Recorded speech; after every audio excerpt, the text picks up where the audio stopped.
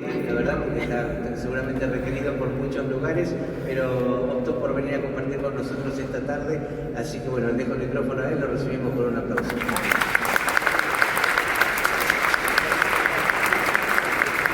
Quería mucho al padre Pedro y él también a Jorge Bergoglio, Francisco. Así que creo que se unieron todas las cosas cuando recibí la invitación de Pedro y gustosamente acepté. Gracias por invitarme, por esta posibilidad de compartir con ustedes.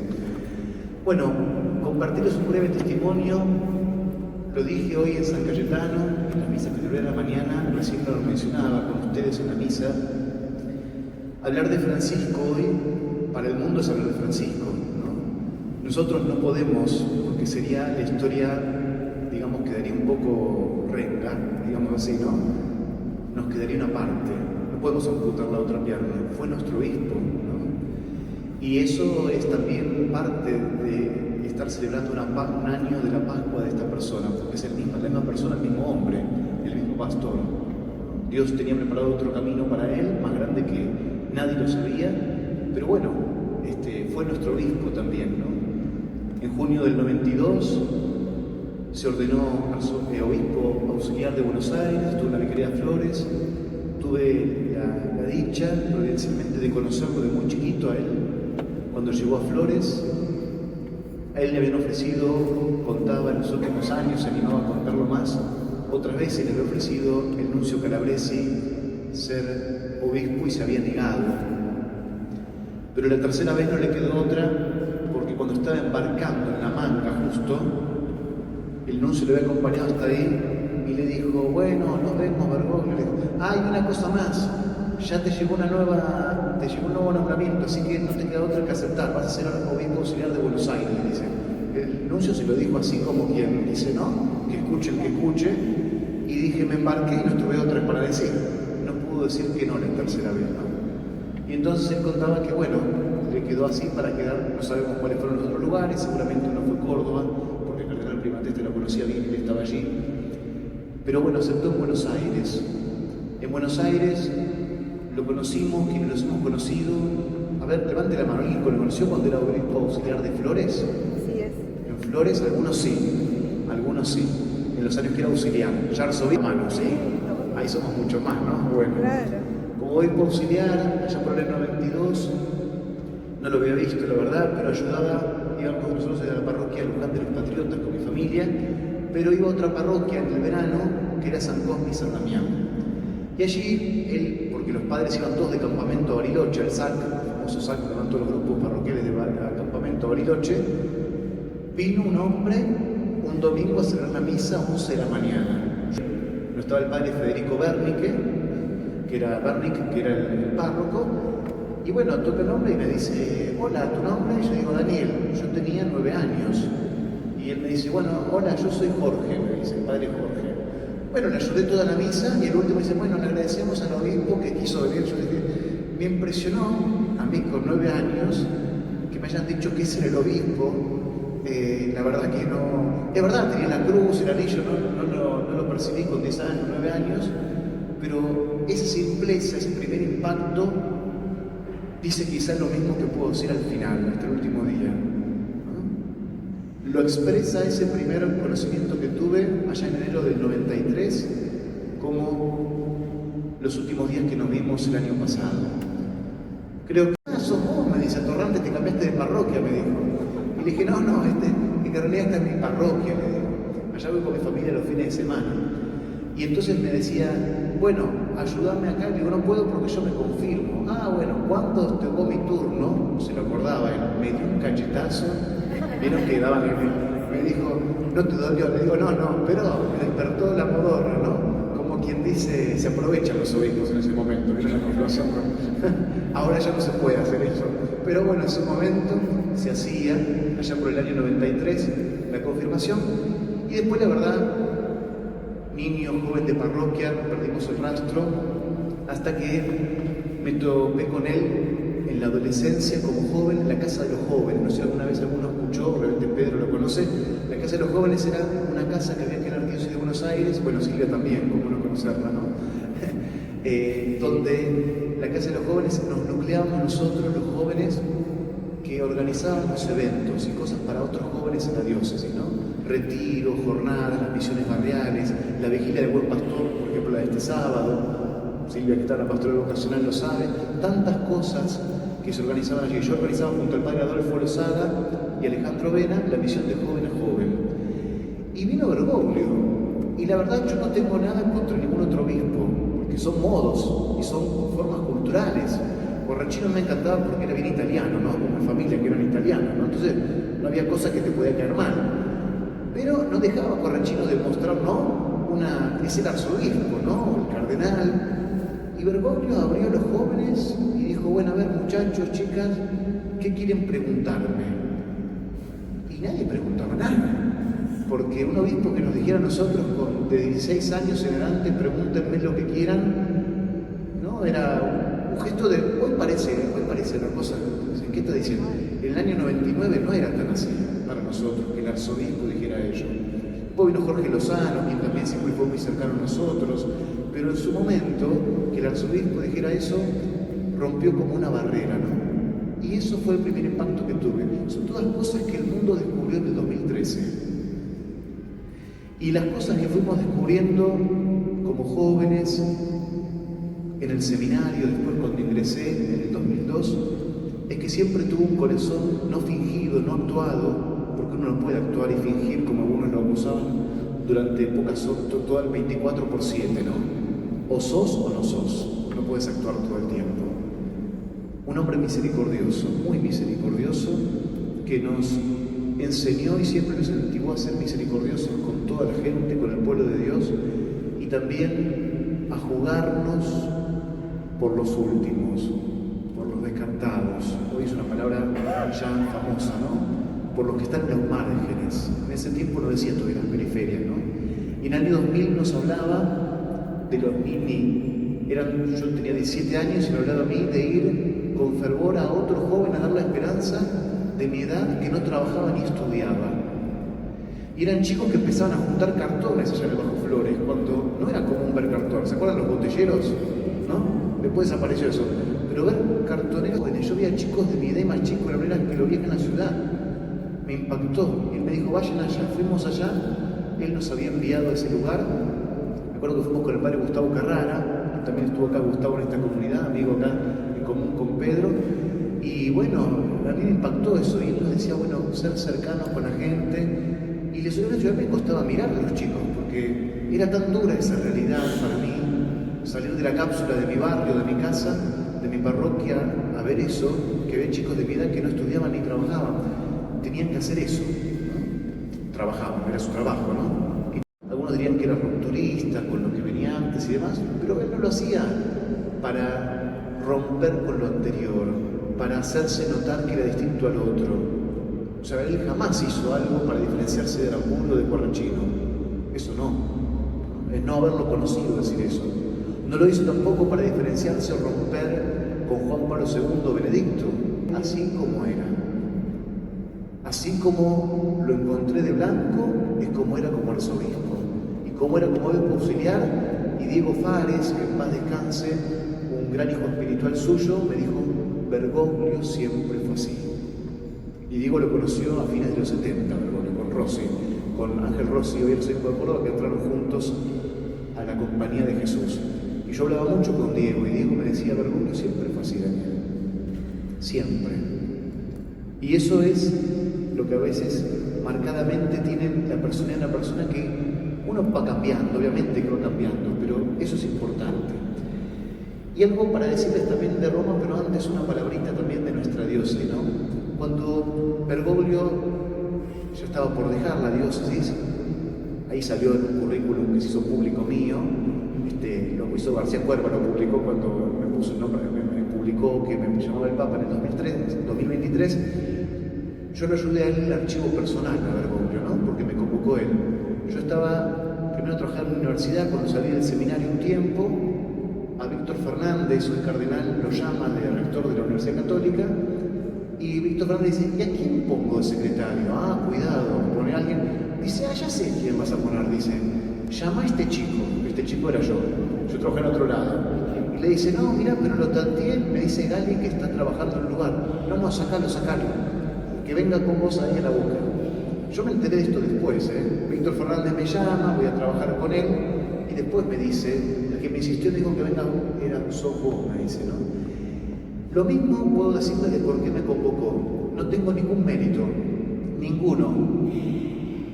Lo único que sé que siempre tuvo un cariño especial por mí como por otros amigos míos de la parroquia es que él tenía una debilidad especial por quien era mi párroco, Isidro Gárate, que murió de grande allí por el 2001, porque siempre Bergoglio dijo, para mal de otros, porque después lo decían las parroquias, que su parroquia preferida era la mía.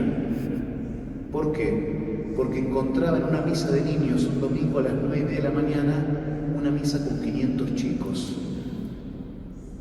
500 chicos un domingo a 9 de la mañana. Y decía, solo un cura con un corazón grande, grande puede lograr eso. Y se enamoró de la parroquia, y venía siempre a mi parroquia. Pues yo era monaguillo, también de chiquito nos encontrábamos siempre ahí, ¿no? Víctor Fernández le dice, che, ¿sabés qué? Ya me estoy por ir, ¿viste? El Papa ya me tiró, me dice, yo ahora cumplo, en ese año cumplía 75 en diciembre del 2011, pero yo ya quiero empezar porque esto tengo tantas cosas. Le dijo que hay que empezar a hacer el archivo. Daniel no se ofenderá si le digo que me ayude a armar el archivo. Y dice, no, ¿usted hasta qué año tiene? No, nunca hice nada, le dijo. Ah, le dice, ¿tiene todo? Tengo todo, es un despiole, le dijo. Por eso me va a llevar tiempo. Bueno, en marzo comencé. Comenzamos todos los sábados a la mañana, el arzobispado con él y yo éramos los dos, a armar su archivo personal, en orden a que a mediados de 2013, según lo que él sabía que el Papa Benedicto le había dicho que se quedaba 1 año y medio, 2 años más de los 75, fuera el hogar sacerdotal y teníamos que hacer la mudanza. Estuvo todo embalado, pero bueno, sabemos con el diario del lunes qué pasó, ¿no? Picamos información, clasificamos, seleccionamos, archivamos, delegamos, distribuimos, regaló, editamos un libro, Mente Abierta, Corazón Creyente, el último de él como arzobispo claretiano, me mandó a mí a hablar con el claretiano y obispo auxiliar de San Juan, Gustavo Larrazábal, para hacer el libro. La verdad que confió muchas cosas, ¿no? En mí, ¿no? Soy un agradecido de ese punto. Y estaba todo listo para irnos, porque si alguien dice, no, el Papa Francisco sabía que ya que venía de Papa, no. Estaba todo embalado y nos íbamos a Condarco 450, ¿no? Y ahí íbamos, yo lo acompañaba a mudarse allá. La historia, Dios, el Espíritu pidió otra cosa, ¿no? Y entonces, eso lo muestra también un poco a él, que es un hombre del Espíritu. No estaba armado eso, ¿no? Estaba todo, y había un dolor de él interior que era algo que todos conocemos, que un poco ingrato, digo, de parte nuestra como país y como ciudad, pero parte también fue de la historia, de lo que sucedió. A él le doía cuando injustamente lo acusaban de que había entregado gente en la dictadura, ¿no? Y gracias a Dios, cuando fue elegido, hubo gente grande que se ocupó de desmentir esa gran calumnia, que hicieron bastante plata los que lo calumniaron y injuriaron con eso, ¿no? Porque era un dolor grande para él eso. Él se puede haber confundido como general, como provincial de los jesuitas, en quizás ser menos rigorista con algún cura en algo, y eso él lo dijo públicamente después, pero nunca entregó a ninguna persona. Eso lo vivía como un dolor grande. Y también vivió como un dolor, un ostracismo, porque producto de esta calumnia, esta injuria, también le trajo un problema en la compañía a él. Él estaba en un lugar donde, lo digo así con mis palabras, ¿no? Pero medio castigado estaba en la compañía cuando lo nombraron obispo auxiliar de Buenos Aires.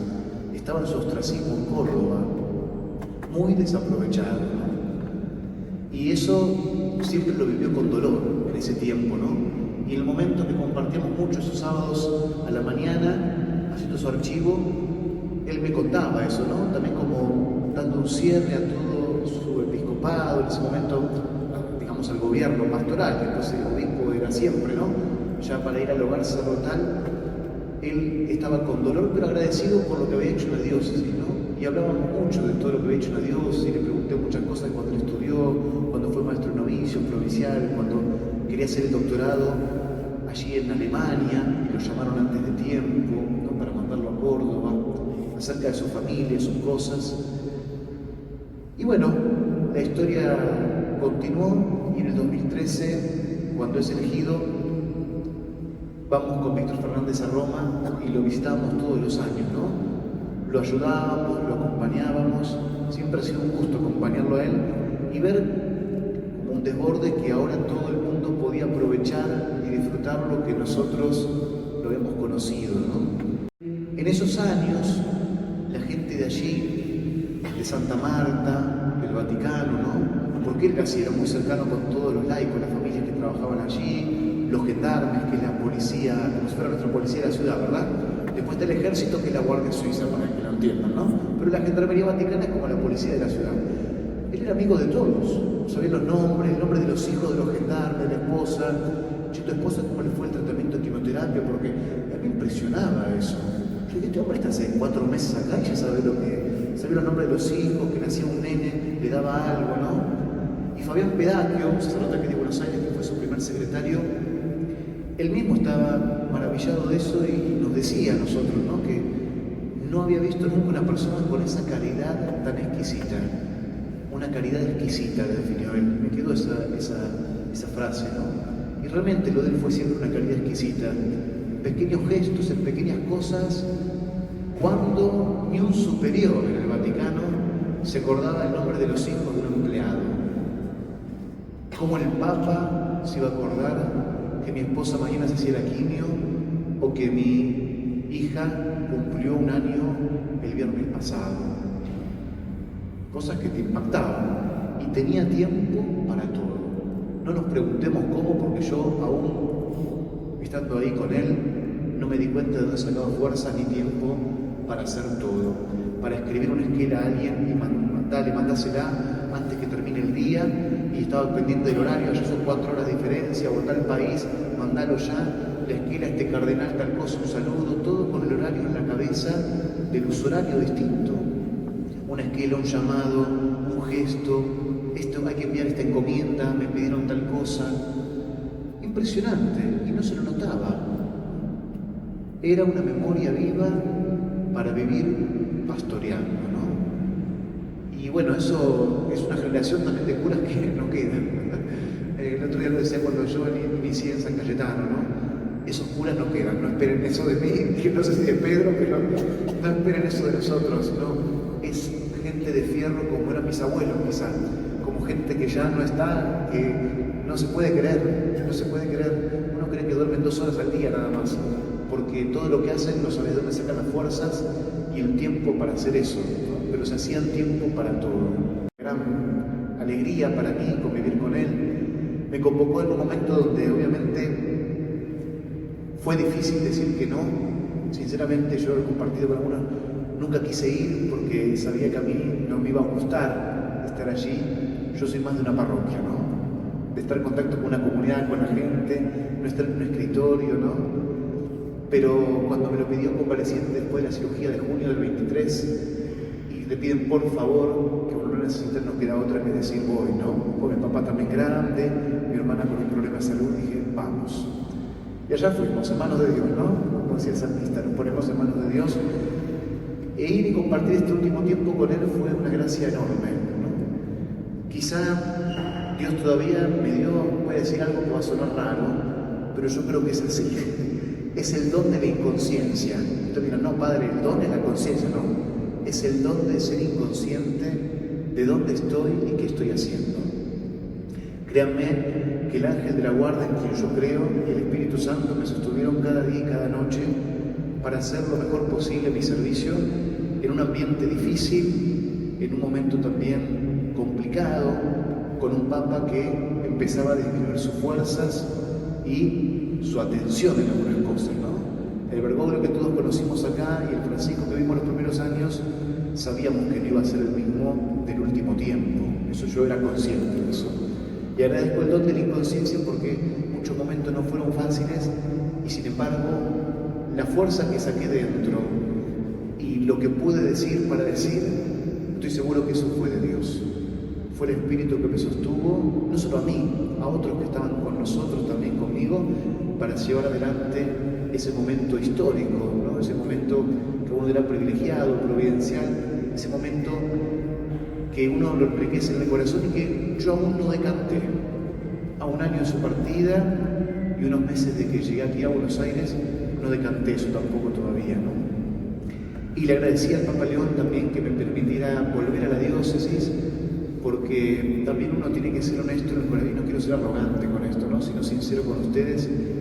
Creo que uno también tiene que saber cuándo tiene que irse de un lugar, ¿no? No sé si han escuchado alguna vez esto. Yo siempre lo digo como, y lo tuve de devoto a San Juan Bautista en esto, ¿no? Vieron que dice en Juan capítulo 3, que él crezca y yo disminuya, ¿no? Saber cuándo desaparecer, saber cuándo decir, hasta acá está mi servicio. Y miren que el Papa León me propuso si quería quedarme allá y demás, y yo preferí volver. Le dije, si usted me necesita, yo sé que nadie es imprescindible, pero usted me dice yo me quedo. Me dijo, no, yo preferiría volverme.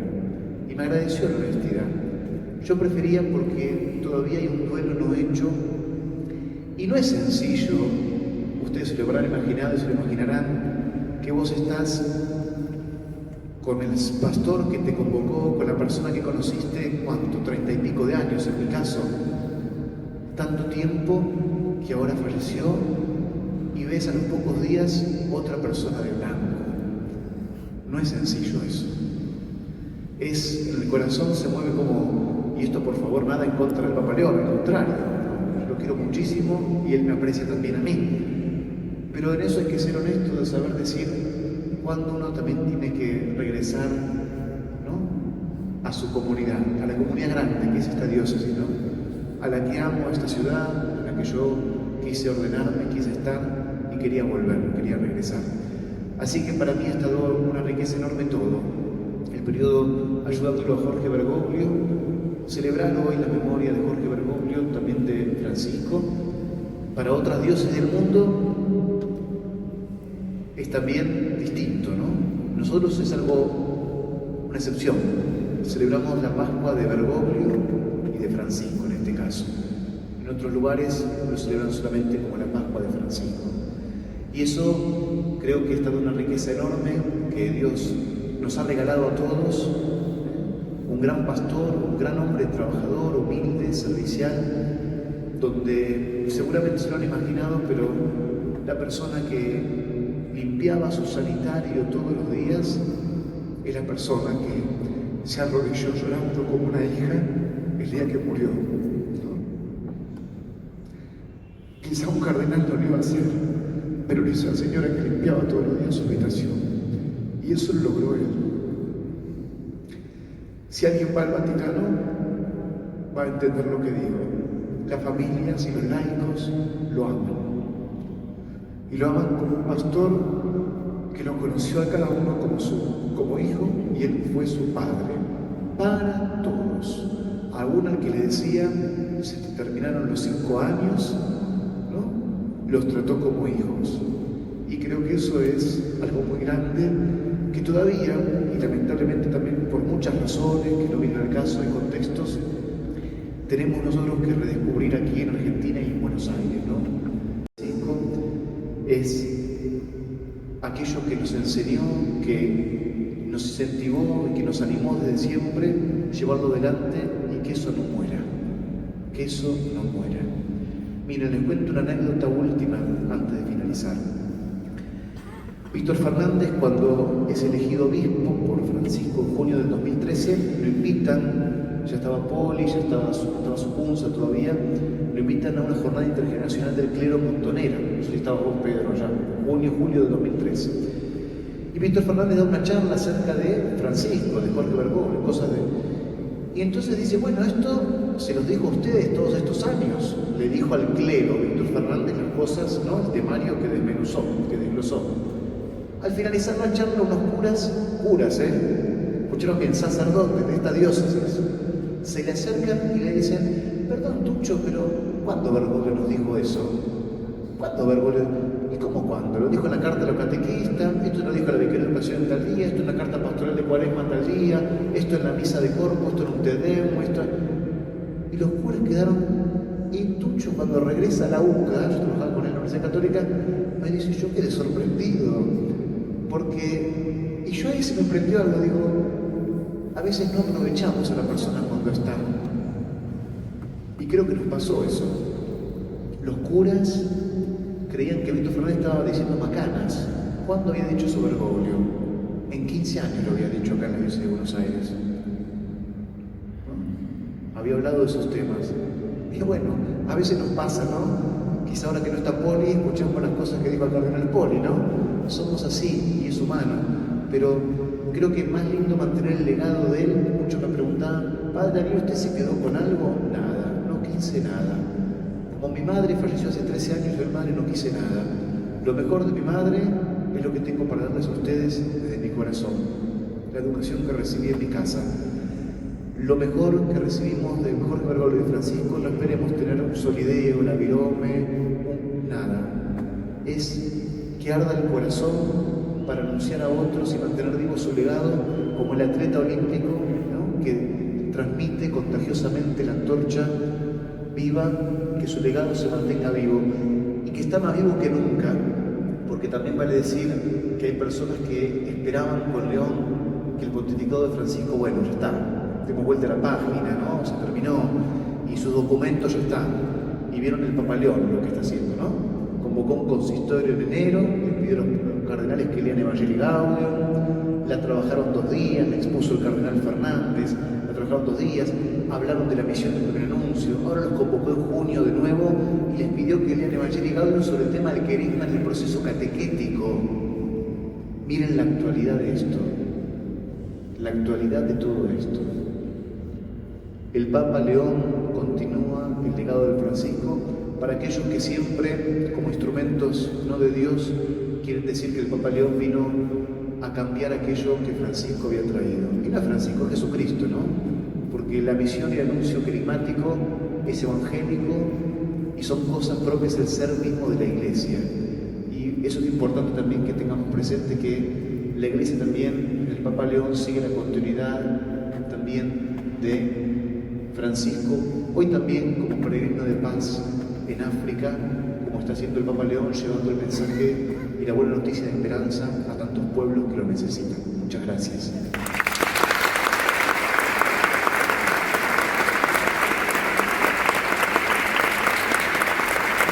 Que fuera Jorge Bergoglio, el Papa Francisco, a quien hoy homenajeamos también en nuestra comunidad. Es una verdadera alegría, un honor tenerte entre nosotros. Le damos otro aplauso.